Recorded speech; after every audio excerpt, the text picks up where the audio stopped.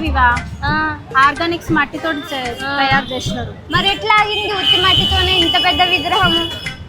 లోపల అన్ని అరేంజ్ చేసి సిల్కులతోటి ఫస్ట్ కట్టి తర్వాత ఆర్గానిక్ మట్టి అవన్నీ ఉంటాయి కదా, అవి కూడా ఇక్కడ నుంచి కాదు, కర్రలు కానీ మట్టి కానీ ఏడికెళ్ళి వస్తుంది అనుకుంటారు. మీకు కూడా ఎరికేనా చెప్తాయి నుండి రాజమండ్రి కాడి నుంచి తీసుకొని కర్రలు కానీ వీటికి కావాల్సిన కర్రలు కానీ ఆర్గానిక్స్ మట్టి కానీ అవన్నీ తీసుకొని వచ్చి గడ్డి కానీ అవన్నీ తీసుకొని వచ్చి ఇక్కడ చేస్తారు.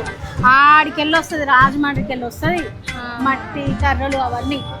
చూసినా ఎంత ముద్దుగుందో చూడనికే, అసలు కనిపిస్తుందా నీకు? అసలు ఎంత ఎత్తినా కానీ కనపడతలేదు. ఆ బొజ్జ తప్ప నాకేం కనిపిస్తలే. బొజ్జ కనిపోయి కదా అక్క, అందుకే బొజ్జనే కనిపిస్తుంది, ఇంకేం కనిపిస్తలే. కానీ అవును పూజ, గింత పెద్ద వినాయకుడు పెట్టిందా? ఎలక వాహనం గిత్తతనే ఉంది చూడవో.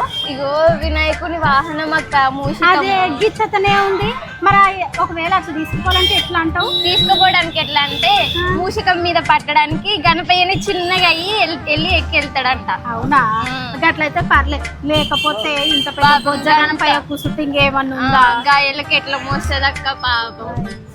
నేను అదే అనుకుంటున్నా, పరిశాన్ అవుతున్నా.